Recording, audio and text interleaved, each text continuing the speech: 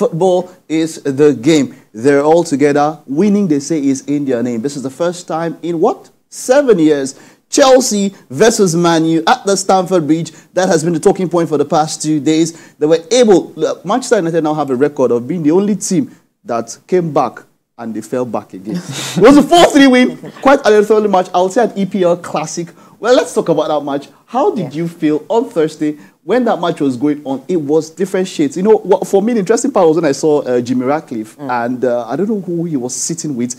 This was after Man U came back, and it seemed like the guy, there was this satisfied look on his face, up until Cole Palmer said, no, I am too cold. I'm telling you. Before that game, everybody was, of course, throwing criticism and banning that was poor football. You go back to City Arsenal. It was quality. It was poor. Look at this. Look at this. Yes, but this one, they gave us goals, but you just saw it's nonsense football. You're just like, what is going on? The two penalties. You could have avoided VAR. VAR should have been played for both penalties. Also, Chelsea and themselves, inability to cover grounds, to run. I was actually impressed with Anthony the other day. Aside from Anthony, just one good at least anything. But when they play against Arsenal, they play against the likes of Liverpool, and they still get or Tottenham. They might get beaten, but they will turn up. To be honest, they will turn up when they chop 7, Abi. No, that was last season, not this season. They will turn up, but their win is not certain. I'm sorry, I don't think there's anything United want to do against Liverpool. I think Liverpool already that concedes themselves. Fine, who doesn't concede? They see themselves already.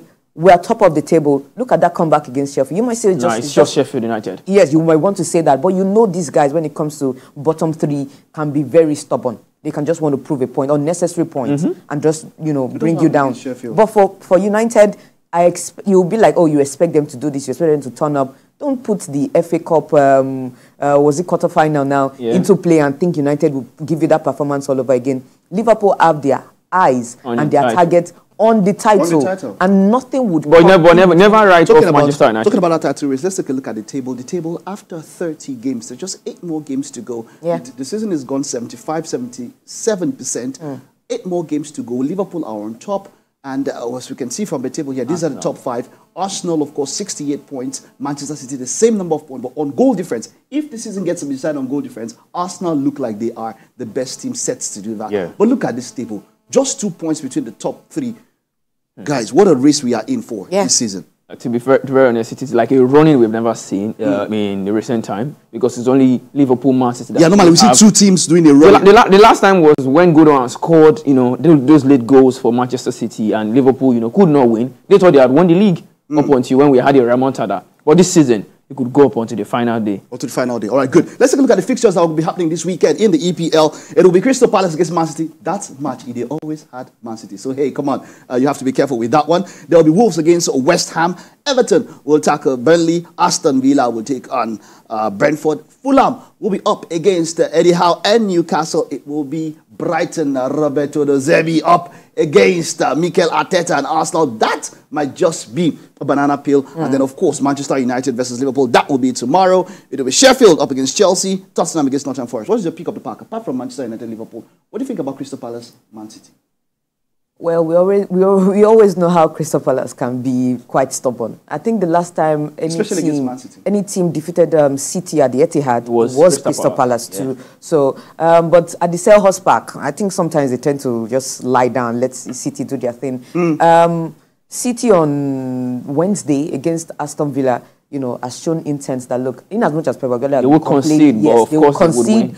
It's a matter of who would outscore who. And we've seen Crystal Palace this season. It's not been that ruthless. They're having issues. They've sacked they didn't sack him. They automatically said the mutual respect. But we know how it goes. It's just being respectful, but at the same time, because he wasn't bringing results. So they needed to move on from that. Hopefully they don't get relegated, but I don't see City losing this one. It could be a smash and grab kind of game, but they will do their best to win, get 3 points. All right, now let's move on to the MPFL. It's also quite an interesting season in the MPFL because just one win or one loss, see somebody just flying up from 1 to 50 to 6. Let's take a look at the fixtures that will be happening in MPFL this weekend. Heartland, of course, they are doing so bad. Heartland will be relegated. Is there anything that can save Atlanta? No, not at all. Even a miracle. Atlanta, we're up against Sporting Lagos. We are sporting. That is our team, of course. Yes, we all are sporting. Kano Pillars will be up against Shooting Stars. Katsina United will tackle the Enugu Rangers. Kwara United will be up against Bendel Insurance. Lobby Stars against an Eyimba that scored 5 goals at the return of George Finidi. Niger Tornadoes will be up against Gombe United. And Sunshine Stars will tackle Bayelsa United. What is your pick of the park for the MPFL? It's always the Sporting Lagos game. You know, I always like to see them at home. They do their best. Yeah. I give them that, you know. But when it comes to traveling away from home, they've not been able to hack it, It's MPFL thing. No, okay, let me tell you something. Yeah. It's the MPFL thing. Sporting Lagos has still a baby in the MPFL, and going away, it has to do with some mentality. Yeah. They've gone away to pick points, but they have not picked 3 points. Although some have come to their place and picked numerous 1 point. They've not lost at home. But going to away, actually, a team that is fighting relegation. Yeah. They should win that match. All right, we'll take a look at the highlights after that. But let's go check out Mark, who is on standby here to hear the pulse of the fans, considering the games that will be happening this weekend. And maybe somebody might have something to say about Chelsea versus Manchester United. Hello, Mark. Good morning. Welcome to the show. Hello. How you doing, Mike? So good. It's so good to have you here. And quickly, I must tell you that there's been a whole lot of stuff on the headlines, and the Olympic qualifiers is actually topping it. We're out South Africa, holding it down against Nigeria against South Africa. It was a 1-0 slim win, they say. And I must tell Chelsea fans that from the look of things, it appears that PSG is leading in a race to sign Victor Osimhen. Because, of course, everyone actually thought that that particular deal was already sealed because of the influence of Milker back and forth. But it doesn't look as if that deal would ever pull through for Chelsea fans, because PSG are saying that Kylian Mbappe's replacement, they are looking for an ideal character, and they feel Osimhen fits that picture perfectly. But on the headlines this morning, I must tell you the truth, on Punch Sports, here extra, Joshua set for September return. And, of course, we have some actually cool reports here from Barcelona as well. Yamal takes after Messi's diet. Now, we know Yamal has been very phenomenal for Barcelona lately, and everybody has been wondering if he's the next man to actually fill in Messi's boots. But now we found out that he has decided to actually follow through the footsteps of the legend and take to his diet. And maybe that's why he's been really performing lately. But I have my two very phenomenal characters here, and we bantered about the Manchester United-Chelsea last game. So I think I just want to hear the feed concerning it. Patrick, how you doing? I'm very good. Good morning. All right, the Chelsea-Man United game, what do you think happened in that game?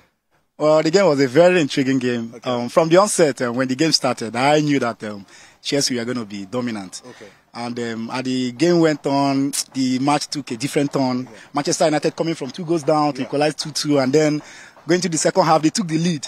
And even towards the dying minute, we thought it was going to end in the 3-2. And then suddenly, Kopama just, had to do his thing, and he got his hat-trick, and Chelsea had the victory. So would you actually say the success of that game was dependent on the coach or the players?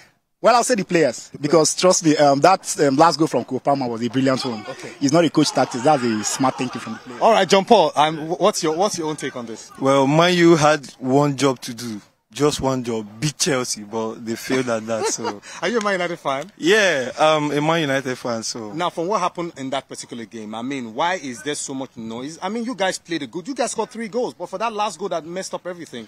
Well, I must say they are home, so they had more advantage. Okay. But as for tomorrow, Liverpool, okay. I'm just smiling at you because we have our neighbours, Man City, to do it for. So we are going to beat Liverpool tomorrow. So what's your prediction? 2-1. Man U is going to win. All right, Mike, I don't think I want to actually keep you too long on this, because it appears that everybody's set for the clash tomorrow. But let's keep it going, and of course, you guys should just keep it rise up and in the studio right there. Take care.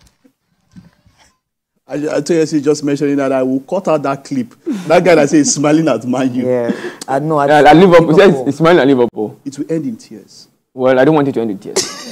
We're still talking about that particular match. Liverpool, you saw them against Sheffield United and all of that. It seemed like it was going to be a banana peel. McAllister came in with that stunning effort. What do you think anybody can, at the point at which Liverpool, at the way they are playing, at the way they are going, you think anybody can stop them? Well, it took something extraordinary for Liverpool to beat Sheffield, because if that ball hadn't entered into the net through that strike, I'm pretty sure it might have actually gone very late in the game. But Liverpool, we've seen times where Liverpool have gone to the 90th minute and scored very late. But you see something, Liverpool is the team that has scored the most goals after the 75th minute. They are 10 more than the closest person. Don't forget. So they know how to score late goals. They know how to score late goals. In fact, early in the season, they were always going a goal down. And then then the corner back. was always ending 3-1, 3-1, back to even to the Europa League. So they're always losing the first half and then come back and win the game. You know, right from time, we've always known Jurgen Klopp's boys to be mentality monsters. They never give up. Yes, that's his motto. You know, always trying to ginger them and, you know, put them on their toes. And then you look at the players he has brought in, and that's what I keep telling you. I've been saying here for a long time. The amount being bought, or the amount you use in buying a player does not transcend to the fact that the player is a quality player. Yeah. You look at McAllister and you look at Enzo Fernandez. Oh, no. Enzo Fernandez is not even a 50 million player. Oh, no. I bet you differ. We go round up. We have to round up with this one. Enzo Fernandez is maximum 25 million. No, don't at all. The World Cup winner cannot go for less. This man played a pivotal role in Argentina's win. I wish we had more time, but we have to go, guys. Let me just give your final prediction. Man, Liverpool. Just give me your prediction. Liverpool would win. 2-2 for me. I don't know, but they will win. See this one. 2-2 for me. We don't even know where you belong. At all. 2-2 for me. 3-1. 3-0. Actually, 2-2. Man, you know get go. Well, I want a classic 2-2. All right. Okay. All right. Thank you very much, Chelsea. Thank you very much, Chelsea. It was a pleasure. Yeah. We'll talk about this Welcome, next week when we take a look at the results. It's been Sports Update. My name is Mike Messi-Keno.